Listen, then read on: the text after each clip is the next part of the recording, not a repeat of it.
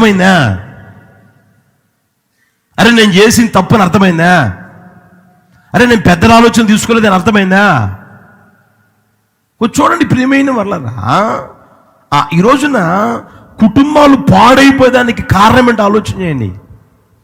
మంచి దారిలోనికి తీసుకురావాల్సిన ఏమంటే ఆ స్థితి నీకు దేవుడు ఇచ్చి ఉంటే మంచి దారిలోనికి తీసుకురావాల్సింది పోయి ఇంకొంచెం ఏమంటే పాడు చేస్తూ ఉన్నారు, ఇంకొంచెం నాశనం చేస్తూ ఉన్నారు. కనుక మీ వ్యక్తిగత జీవితంలో సాత్వికం అనేది ధరించుకొందురుగాక, సాత్వికాన్ని సంపాదించుకొందురుగాక. సాత్వికాన్ని సంపాదించుకుంటే ప్రియమైన వాళ్ళరా, నీలో ఉన్న అధికారాన్ని ఎప్పుడూ చూపవు, నీలో ఉన్న అధికారం ఎప్పుడూ చూపవు. నేనున్నాను అనుకోండి, ఏదైనా చేయగలను, ఏదైనా సరే అడుగుతూ ఉంటా. మీకు చెప్పకుండా ఏదైనా చేశానా? మీకు చెప్పకుండా ఏదైనా చేశానా? ఏది చేయను, ఏ విషయమైనా సరే దానికి సంబంధించిన అడుగుతా. కుక్క పెత్తనం గాడిదికి ఎందుకు? అవునా? కుక్క చేసే పని కుక్క చేయాలి, గాడి చేసే పని ఎద్దు చేసే పని ఎద్దు చేయాలి. చెప్పండి, గాడిద చేసే పని బైబిల్లో ఉంది. గాడిదని ఎద్దుని జత కట్టవద్దు అని. గాడిదేమో మోసుకుంటా పోతుంది, ఎద్దేమో లాక్కుంటా పోతుంది. ఈ రెండింటిని జత చేస్తే ఎట్లుంటుంది? ఏంటి అడుగుతున్నారు? బైబిల్లో ఉంది, మీరు చదువుకోండి కావాలంటే. ఎద్దుని గాడిదను కలిపి కట్టవద్దు, జత చెయ్యవద్దు అని రాయబడింది. ఎద్దేమో లాక్కుంటా పోతుంది, గాడిదేమో లాగలేదు, మోసుకుంటా పోతుంది. ఎంత భారమైన మోపు, అర్థమవుతుందా? కనుక ప్రియమైన వాళ్ళ ఏ ఆలోచన అయినా సరే తగిన వారు ఉంటారు. కొంతమంది ఉంటారు కదా, ఒకరిద్దరు ఉంటారు కదా, నలుగురు ఐదుగురు ఉంటారు కదా. మంచిదారిలోకి తీసుకురండి, నాశనం చేయమాకండి. వ్యక్తిని నాశనం చేయమాకండి, కుటుంబాన్ని నాశనం చేయమాకండి, జీవితాన్ని నాశనం చేయమాకండి. మంచిదారిలోకి తీసుకురండి, ఆ వ్యక్తిని బాగు చేయండి. ఆ వ్యక్తిని బాగు చేసావు అనుకో, నువ్వు ఎలా ఉండవు తెలుసునా? జ్యోతుల వలె ప్రకాశించుదువుగాక. హల్లెలూయా. దానియేలు పుస్తకంలో ఆ మాట ఉంటుంది, ఎవరైతే అనేకులు త్రిప్పుతారో వారు జ్యోతుల వలె ప్రకాశిస్తారని. నీ జీవితం ప్రకాశించునుగాక, నీ కుటుంబం ప్రకాశించునుగాక. హల్లెలూయా. ఎప్పుడు తెలిసినా ఒక వ్యక్తిని బాగు చేసినప్పుడు, చెడగొట్టినప్పుడు, నాశనం చేసినప్పుడు కాదు. అర్థమవుతుందా? కనుక సాత్వికం నీలో ఉంటే దాని ద్వారా కలిగే ఆశీర్వాదం లేదా అనుభవం ఏంటంటే, నువ్వేం చేస్తావే అంటే మంచి దారిలో నువ్వు తీసుకుని వచ్చుదువుగాక. హల్లెలూయా. చూడండి, నయమాను అనే వ్యక్తి కుష్ఠరోగంతో బాధపడుతున్న వ్యక్తే. ఇంట్లో ఉన్న పనిపిల్ల చెప్పింది. పనిపిల్ల ఆలోచన చెప్తే ఆ భార్య పోయి ఆయనకి చెప్తే, ఆయన పోయి రాజుగారికి చెప్తే, మొత్తం మీద పర్మిషన్ తీసుకున్నాడు, బయలుదేరి వచ్చాడు. రథం మీద బయలుదేరి వచ్చాడు. వచ్చిన తర్వాత అది ఎరిగి సేవకుడు ఏం చేశాడంటే, అరే ఆయన వచ్చాడురా, పోయి యోర్దానులోకి పోయి 7 మార్లు మునిగి వెళ్ళిపోమ్మని చెప్పు అన్నాడు. దగ్గర కూడా రానిలా, మొహం కూడా చూపించలేదు. ఆయన మొహం ఈయన చూడలా. అవునా కదా? పోయి యోర్దానులోకి పోయి 7 మార్లు మునిగిపో, బాగుపడిపో అన్నాడు. ఆ మాటలకు రౌద్రుడు అయిపోయాడు, ఆ మాటలకు కోపం తెచ్చుకున్నాడు. ఆ మాట ఇది అంత దూరం ప్రయాణం చేసి వచ్చి, అంత దూరం ప్రయాసపడి, అంత దూరం శ్రమపడి, ఏమండి సిరియా దేశం నుంచి ఏమంటే యెరూషలేము పడడానికి ఎంత దూరం? అంత దూరం ప్రయాణం చేసి వచ్చి, ప్రయాసపడి, కష్టపడి వచ్చి, ఏమండి నా దేశంలో ఆ నది లేదా, ఈ నది లేదా, ఈ నది లేదా, ఈ నది, అక్కడ నేను మునిగి బాగుపడలేనా అంటాడు. బాగుపడేవాడు అక్కడ బాగుపడచ్చు, ఇక్కడ ఎందుకు వచ్చినట్టు? అర్థమైనా? కొంచెం గమనించిన ప్రియమైన వాళ్ళ మొత్తం మీద రౌద్రుడే, రేయ్ రథం తిప్పరా అన్నాడు. వాడేం చేస్తాడు పాపం, పనివాడు కదా, రథం తిప్పి పోతా ఉన్నాడు, పంపిస్తా ఉన్నాడు. పోతా ఉంటే, అయ్యారు బాగున్నారండి, మనం ఎంత దూరం ఎందుకు వచ్చినట్టండి? ఏంట్రా ఆ మాట మాట్లాడుతావు? అదే ఆ పనిపిల్ల చెప్పింది కదా, అందుకని బాగుపడదామని కదా వచ్చింది. మరి బాగుపడకుండానే పోతాం కదండి, బాగుపడకుండానే పోతాం ఉన్నాం కదండి. ఆయన ఏం చెప్పాడండి? యోర్దాను నదిలోకి పొమ్మన్నాడు, 7 మార్లు మునిగి బాగుపడిపో అన్నాడు. ఆయన ఏదైనా ఒక గొప్ప కార్యం చేయమంటే, అంటే ఒక 10 మనుగులు బంగారం ఇవ్వమంటే ఇవా, 10 మనుగులు వెండి ఇవ్వమంటే ఇవా, ఏది ఇవ్వమంటే ఇవ్వు, నీకేమీ లేదు. ఆయన అడిగాలే కానీ రే బంగారం ఏంటి వెళ్ళండి మణిమాణిక్యాలు ఆయన దించేయకపోయానంటరా. మరి ఆయన ఏం అడగలేదు కదండి, ఏమడిగాడండి? మొనగమన్నాడు, పొమ్మన్నాడు. అంతేనంటావా?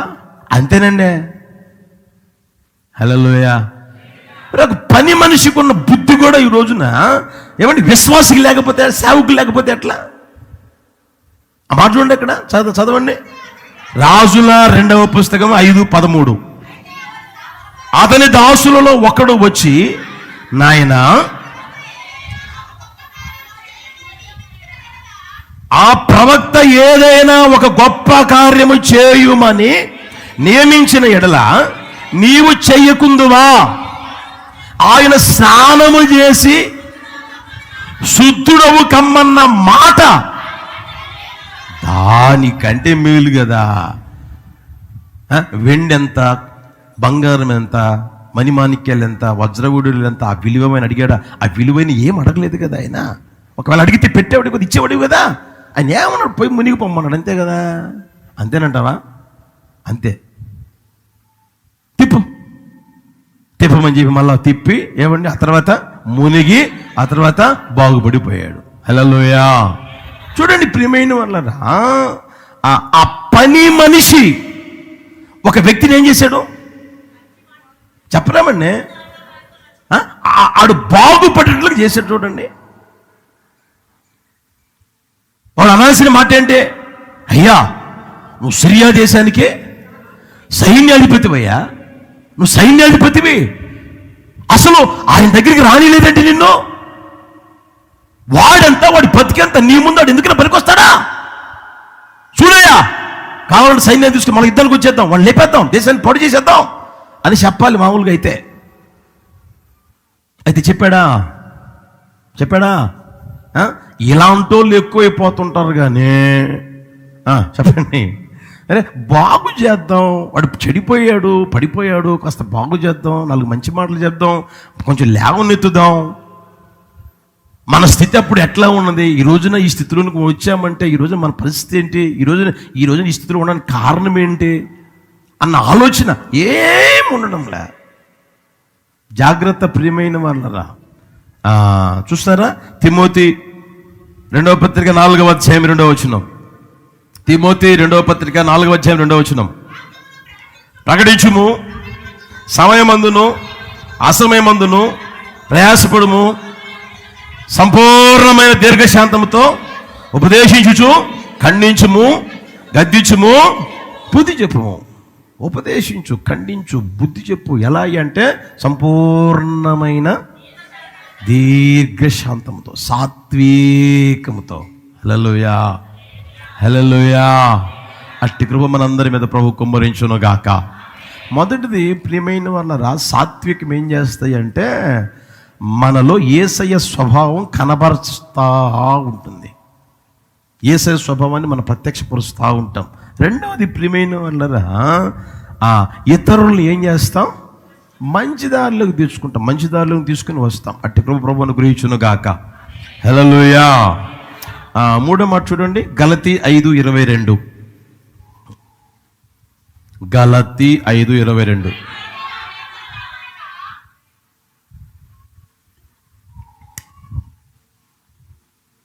చదవచ్చుగా, అందరూ చదవండి.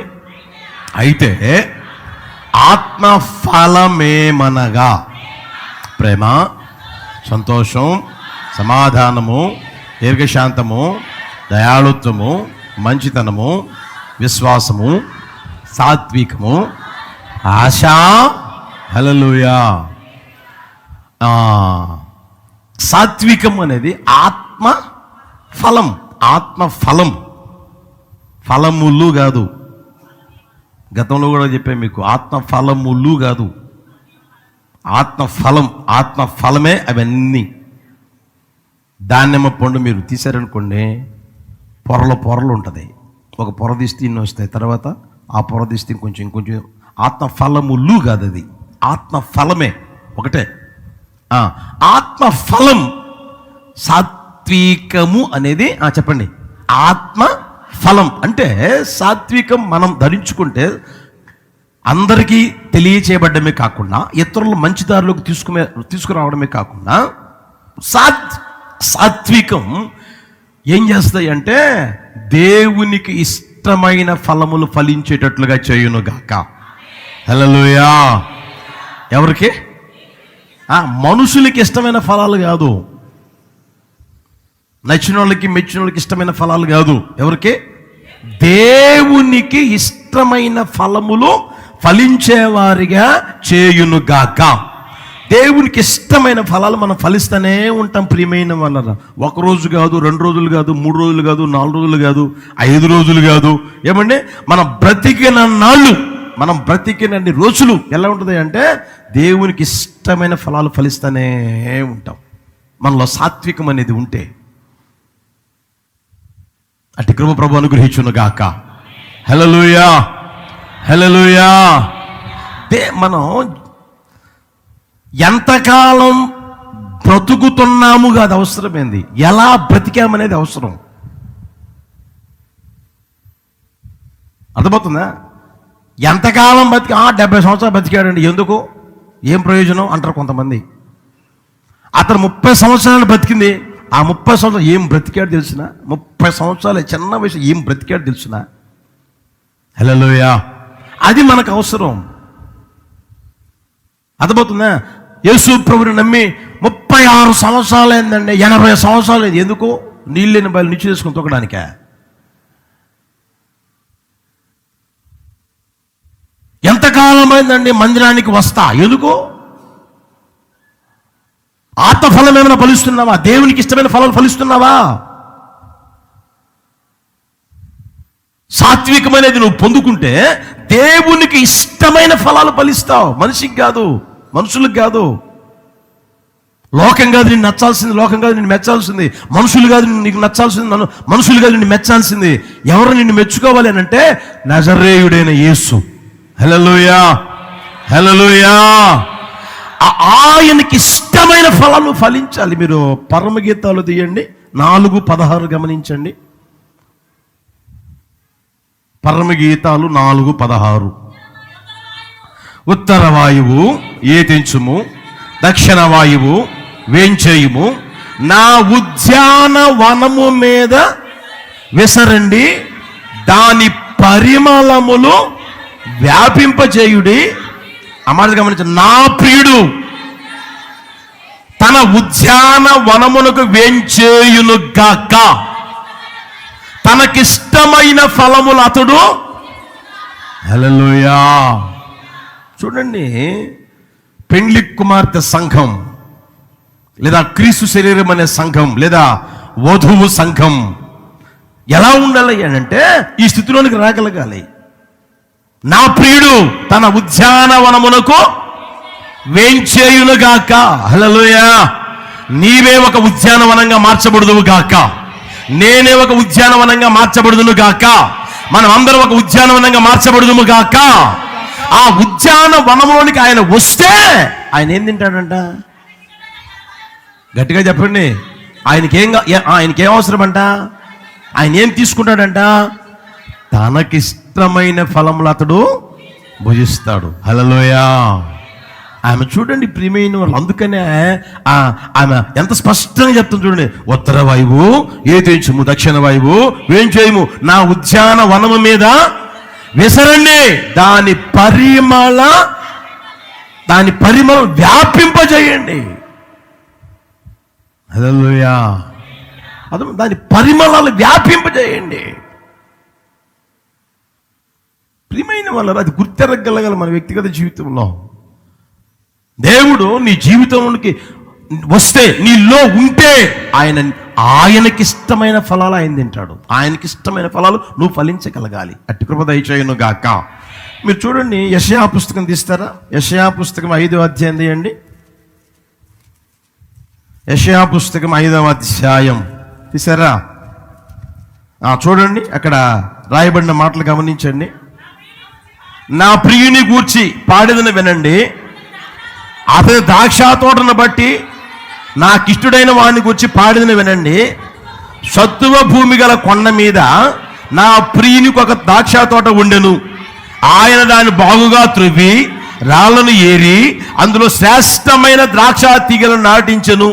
దాని మధ్యను బురుజు ఒకటి వేయించి ద్రాక్ష తోటిని తొలిపించెను. ద్రాక్ష పండ్లు ఫలింపవలని ఎదురు చూచుచుండెను. గాని అదేం చేసిందంట చూడండి. దేవుడు ఏం చేశాడు అంటే ఏమండి, ఆయనకి ఇష్టమైన ద్రాక్ష తోటను నాటాడంట. ఎక్కడ?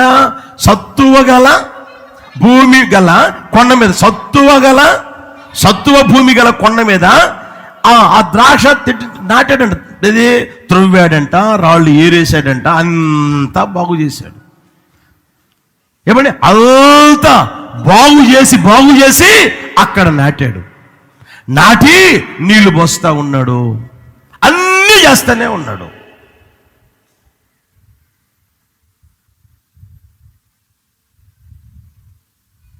అన్నీ చేస్తా ఉంటే ప్రియమైన వాళ్ళరా, అక్కడ మనం గమనిస్తే ద్రాక్ష పండ్లు కాయవలను చూచుచుండగా ఏ కాయలు వచ్చినాయి అంట? కారు ద్రాక్షాలు కాసినాయి అంట. యజమాని అంత కష్టపడింది ఎందుకు చెప్పలేమండి?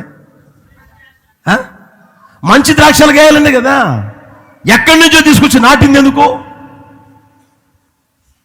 లోకములో పాడైపోయిన మనల్ని, లోకములో నీచులంగా బ్రతుకుతున్న మనల్ని, ఎక్కడో బ్రతుకుతూ ఉన్న మనల్ని తీసుకొని వచ్చి ఆయన సత్తువ గల కొండ మీద ఆ తోటలో నాటడం దానికి, ఆయన కంచె వేయడం దానికి, నీరు కట్టడం దానికి, త్రవ్వడం దానికి, బాగు చేయడం దానికి, ఎరువేయడం దానికి, మంచి ఫలాలు ఫలించాలని కదా. మనమందరం మంచి ఫలాలు ఫలించాలని కదా. అయితే అది చేసింది తెలిసిన కారు ద్రాక్షాలు కాసిందంట. కారు ద్రాక్షాలు కాస్తే మీరు 5వ వచనం చూస్తారా? ఆలోచించండి. నా ద్రాక్ష తోటకు చేయబోవు కార్యమును మీకు తెలియజెప్పేదను, నేను అది మేసివేయబడినట్లు కంచెం తీసేస్తాను, త్రొక్కబడినట్లు గోడను పడగొడతాను. ఎంత దారుణమైన పరిస్థితులకు వెళ్ళిపోతా ఉంది చూడండి ప్రియమైన వాళ్ళరా. అలాంటి పరిస్థితులకి ఎవ్వరూ వెళ్ళిపోకుండా ప్రభు కృప చూపును గాక. హల్లెలూయా, హల్లెలూయా. ఆయన ఏం చేస్తారు తెలిసినా, అయ్యా ఈ సంవత్సరం కూడా ఉండనిమ్ము, ఈ సంవత్సరం కూడా ఉండనిమ్ము, ఈ సంవత్సరం కూడా ఉండనిమ్ము అని మన కోసం విజ్ఞాపన చేస్తూ ఉంటాడు. మన కోసం ఏమంటే ఈ లోకములో ప్రార్థన చేశాడు ఆయన. ఇప్పుడు పరలోకంలో కూడా ఏం చేస్తున్నాడు? ప్రార్థన చేస్తున్నాడు, వేడుకుంటా ఉన్నాడు, తండ్రిని వేడుకుంటా ఉన్నాడు. ప్రియమైన వాళ్ళారా, అర్థమవుతుందా? ఇంకా నీవు అర్థం చేసుకోకుండా ప్రియ యవనస్తుడు అలా, ప్రియ తల్లులారా తండ్రులారా, మందిరానికి వస్తున్న మీరందరూ ఇంకా అర్థం చేసుకోకుండా ఏమంటే ఇంకనూ దేవునికి ఇష్టము కాని ఫలాలు ఫలిస్తారా? దేవునికి ఇష్టమైన ఫలాలు ఫలించేదానికి నీకు సాత్వికం సహకారిగా ఉండును గాక. హల్లెలూయా. నువ్వు ఎంతగైతే సాత్వికుడిగా మార్చబడుతూ ఉంటావో దేవునికి ఇష్టమైన ఫలములు ఫలించుదువుగాక. హల్లెలూయా. ఇంకొక మాట చెప్పి ముగిస్తాను చూడండి. యాకోబు పత్రిక 1వ అధ్యాయం 21వ వచనం. యాకోబు పత్రిక 1వ అధ్యాయం 21వ వచనం. అందుచేత సమస్త కల్మషమును విర్రవీగుచున్న దుష్టత్వమును మాని లోపల నాటబడి మీ ఆత్మలను రక్షించుటకు శక్తిగల వాక్యమును సాత్వికముతో. హల్లెలూయా. ఒక వ్యక్తిలో సాత్వికం అనేది ఉంటే దేవుని వాక్యమును అంగీకరించే స్వభావం ఉంటుంది. అర్థమవుతుందా? సాత్వికం ప్రియమైన వాళ్ళరా యేసయ్య స్వభావం కనపరిచేటట్లుగా చేస్తుంది. సాత్వికం ఇతరులను మంచి దారులకు తీసుకుని వస్తుంది. సాత్వికం దేవునికి ఇష్టమైన ఫలాలు ఫలించేటట్లుగా చేస్తుంది. సాత్వికం ఏం చేస్తాయి అంటే దేవుని వాక్యాన్ని అంగీకరించేటట్లుగా చేస్తుంది. హల్లెలూయా. నాలోనైనా మీలోనైనా ప్రియమైన వాళ్ళరా సాత్వికం అనేది ఉంటే దేవుని వాక్యమును అంగీకరించుదుము గాక. అంగీకరిస్తారా? అంగీకరించరా? అంగీకరించడం లేదంటే ఎవరిల్లు చెప్పండి. సాత్వికం వాడికి సాత్వికం లేదంతే. సాత్వికమైన స్వభావం లేదు. ఎప్పుడైతే సాత్వికం అనేది పొందుకుంటారో అప్పుడు దేవుని వాక్యాన్ని ఉన్నది ఉన్నట్లుగానే అంగీకరిస్తారు అన్నమాట. చూడండి, తెస్సలోనిక మొదటి పత్రిక 1వ అధ్యాయం 6వ వచనమా. క్షమించండి ఓకే, చదవండి.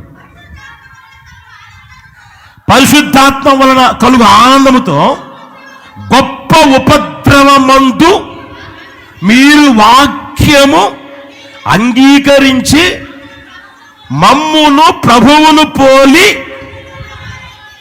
వాళ్ళు ఏం చేశారంట? వాక్యాన్ని అంగీకరించారంట. ఏ సమయంలో? గొప్ప ఉపద్రవములలో, గొప్ప శ్రమల్లో, గొప్ప వేదనల్లో, గొప్ప బాధల్లో కూడా వాక్యాన్ని అంగీకరించారు. కారణం ఏంటి తెలిసిన? వాళ్ళు ఉన్న సాత్వికం, వారిలో ఉన్న సాత్వికం అనేది వాక్యాన్ని అంగీకరించేట్లు చేస్తుంది. ఇంకా చూస్తారా? అపోస్తుల కార్యాలు 2:41 చూడండి. అపోస్తుల కార్యాలు 2:41. కాబట్టి వాక్యమును అంగీకరించిన వారు బాప్తిసం పొందారు. ఆ దినమందు ఇంచుమించు 3,000 మంది చేర్చబడిరి. వీరు అపోస్తుల బోధ యందును, సహవాసమందును, రొట్టె విరుచుట యందును, ప్రార్థన చేయుట యందును ఎడతెగక ఉన్నారంటే ప్రియమైన వాళ్ళరా. వాక్యం ఎప్పుడైతే అంగీకరిస్తారో ఆ వాక్యం ప్రియమైన వాళ్ళరా వాళ్ళు ఏం చేస్తారంటే ఎడతెగక ఉండేటట్టు చేస్తూనే ఉంటుంది. ఈ సాత్వికం చూడండి ప్రియమైన వాళ్ళు ఏ స్థితిని తీసుకెళ్తుందా. ఎప్పుడైతే ఒక వ్యక్తికి సాత్వికం అనేది ఉంటుందో దేవుని వాక్యాన్ని అంగీకరిస్తూనే ఉంటారు. ఒక రోజు కాదు, 2 రోజులు కాదు, 3 రోజులు కాదు, అది ఏ రోజైనా సరే, ఎప్పుడైనా సరే వాక్యం అంగీకరించే మనసు ఉంటుంది.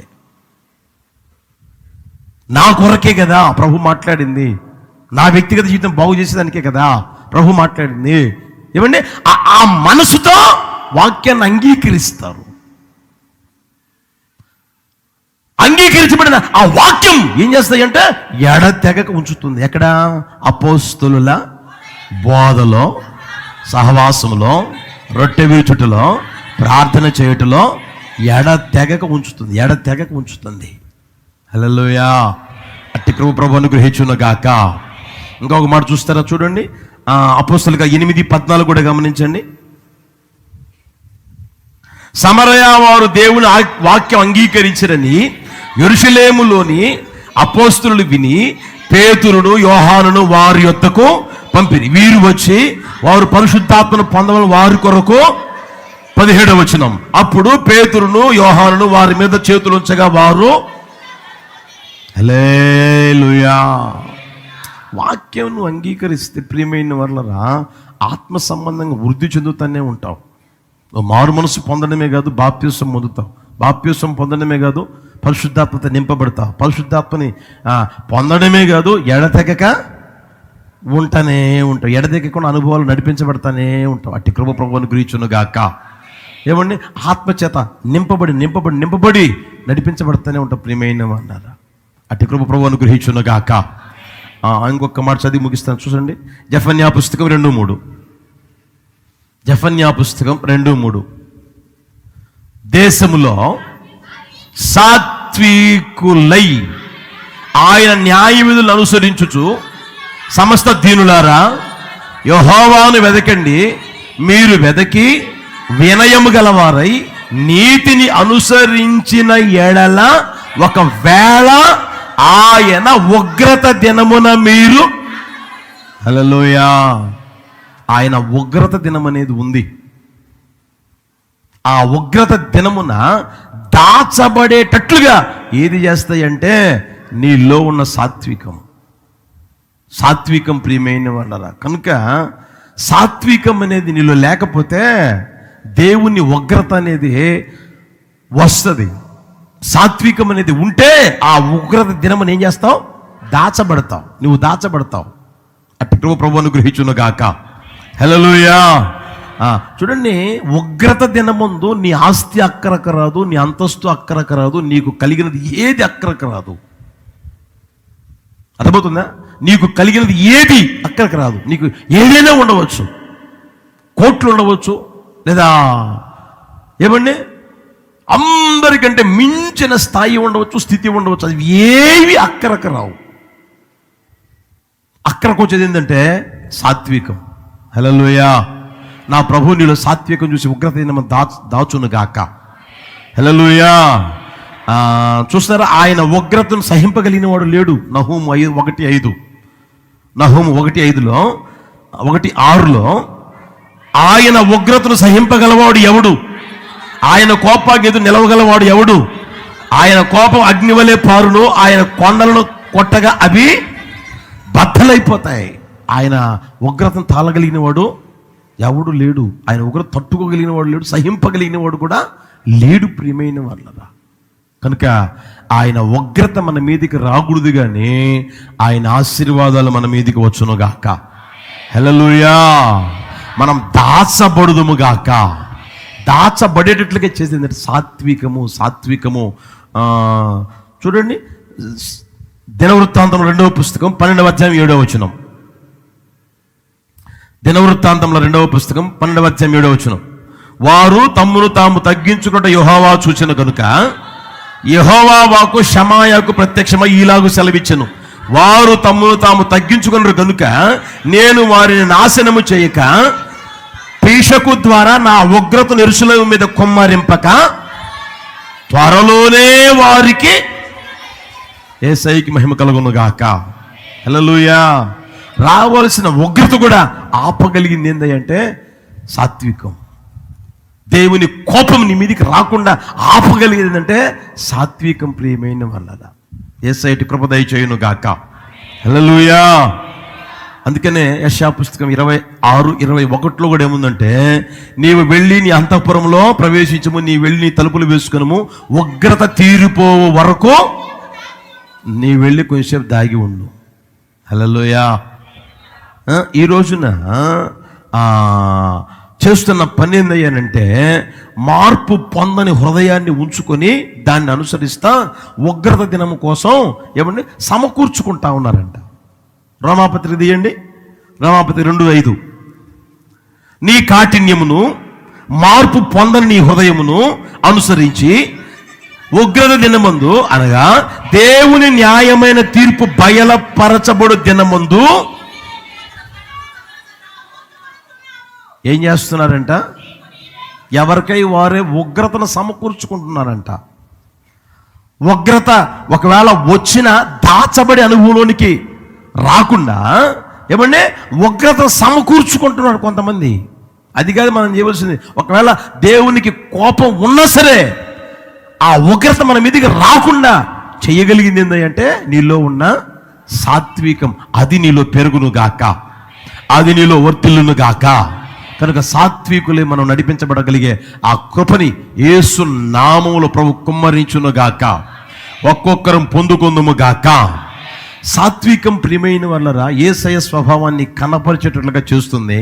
సాత్వికం ఇతరుల మంచి దారిలోనికి తీసుకుని వస్తుంది. సాత్వికం దేవునికి ఇష్టమైన ఫలములు ఫలించేట్లు చేస్తుంది. సాత్వికం ప్రియమైన వాక్యమును అంగీకరించేట్లు చేస్తుంది.